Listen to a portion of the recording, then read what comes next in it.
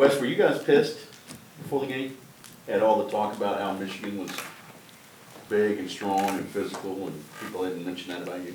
Yeah, we definitely heard quite a bit about it. I know I wouldn't be talking a whole lot of stuff to rile up another team. You know, it just kind of lights a fire underneath you, and it's kind of something to play off of. But yeah, it definitely gave us a little bit extra juice, and you know, we were tired of hearing about it, so we wanted to go put our foot down and kind of make a statement and show, you know, we were a physical football team too. The question though, can you do it again? Yeah, I don't see why not, man. I mean, shoot, it's a one-game tournament. You know, not very many people get the opportunity and a chance, you know, to go play for a national championship. And, you know, everybody's got both feet in, 10 toes down, and we're excited, dude. We're excited to go out there and, you know, just have another opportunity to play another game. And this one just happens to be for a national championship. All that TCU has been through, all that you've been through in your career here, what does it mean to you to be in a position like this? Oh, it's awesome, dude. It's honestly surreal. Like you said, we haven't been as very successful the past few years, 4 years.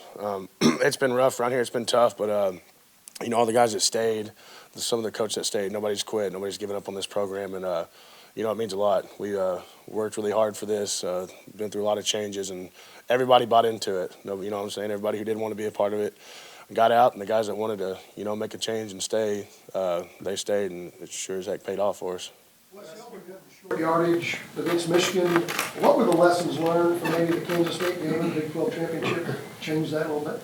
Yeah, you know, especially in the O-line group. I mean, I think every O-lineman in the country would tell you they take pride off being known as a physical group. You know, I feel like if you can describe being an offensive lineman with one word, I think somebody would tell you physicality. So, you know, getting stuffed in short yardage, we heard a lot about it.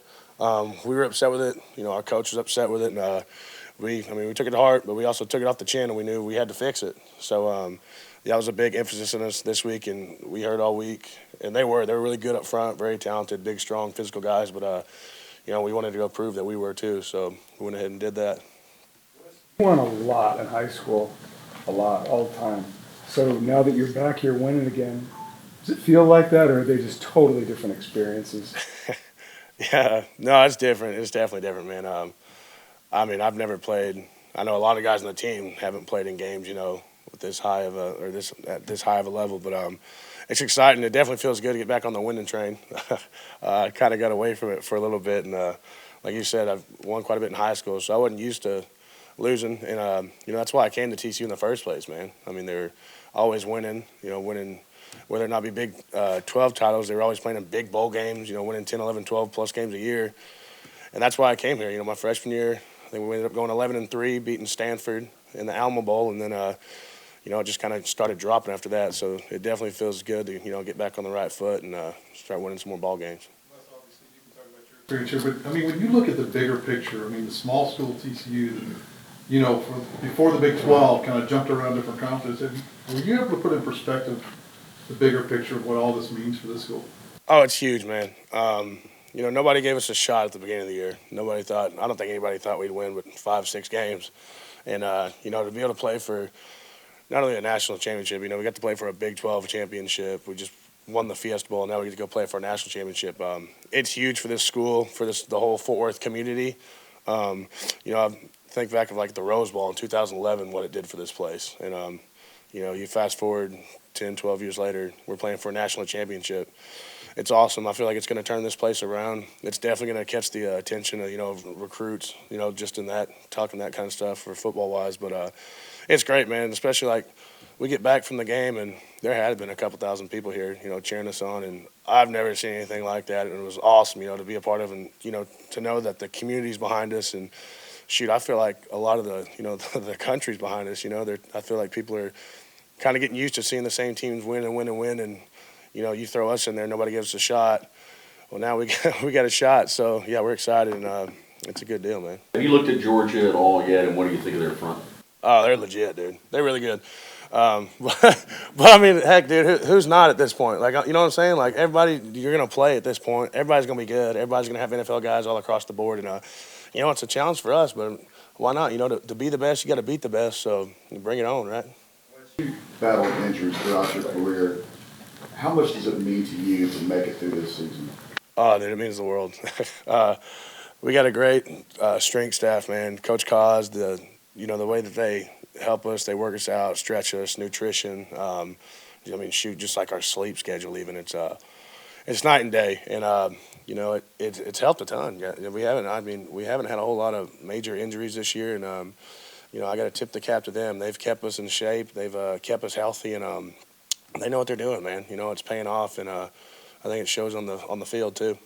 What's your thoughts about being a 2-touchdown underdog? And you told me after the Fiesta Bowl you've never been to California. What are you packing? What's taking after? Man, I'll tell you this much. I took way too much stuff to Arizona, dude. I had like 32 bags. I didn't know what to expect, so I'm not going to take 32 this time. I'll cut it in half and bring 16. But, no, I'm excited, man. I think we're going down there for like 3 days. We're not going down there to, see California. We're going down there to win a national championship. So we're excited, man. We're in a dome, so I'm not going to have to worry about getting sunburned. I know I mentioned that to you last time, so I'll be all right there. So, but yeah, man, we're excited.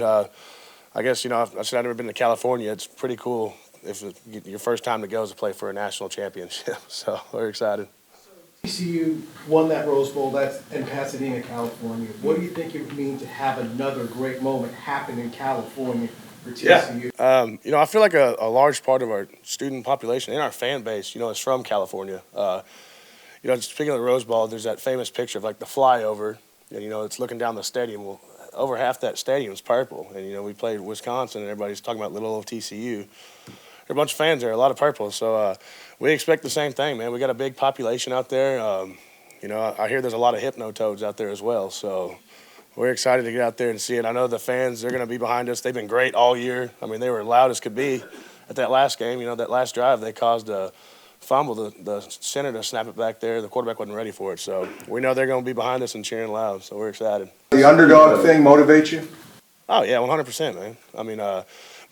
It shouldn't cause any more than it has. Like all year we've been underdogs, like I said earlier. And honestly, I think we've done a really good job this year, kind of blocking out the outside noise, not listening to that stuff, not letting it get to us. But yeah, man, if I told you that underdog stuff didn't hype us up a little bit, I'd be lying to you. It definitely does. Wes, I know you got a team full of brothers, but what's it mean to your family, for you and Wyatt to be going through this year? Yeah, it's pretty cool, dude.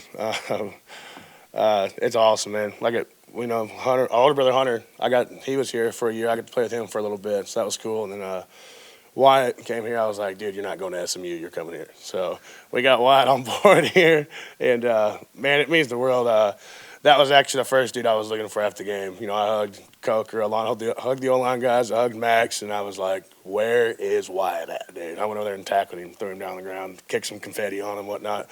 But it's pretty cool, man. It's just surreal. I know Mama and Dad, they're proud as can be of us. And, yeah, man, it's pretty cool to be able to share something like this. Like you said, I look at everybody on this team as a brother. We're a family. But to be able to share it, with your blood brother, it's pretty special, man. What's being the Amari step up when you guys needed him with Tre'Vius? Oh yeah, dude, Amari. I mean, we got. I think I told you this after the game, man. We got three great running backs, and I'm sure we got a couple of other guys on the team that could play running back if we need them to. But he's been good all year. Every time his number is called, he gets in there, and that boy can run the football, man. He lowers his pads, and he's got some juice. And no matter who's behind us, we got confidence. Whoever's back there, run the rock. But yeah, it's huge. There was never any, Kendre's out, what are we going to do? Amari stepped up, and he's done it all year, man. Every time his number's called, he gets in there, and he knows how to tote the rock. So, no matter what happens, we got faith in that dude. We got faith in all of them back there. So. Taking to California this time. What am I not taking? Oh, man, let's see here. I don't know. I brought way too many sweatpants to Arizona. I heard it got cold at night. I think we were sleeping with our door open half the time, me and Alon. It was sweaty. We were sweating in our room. So probably not going to take any sweatpants. But outside of that, I don't know. What's the difference between Amari and Kendre?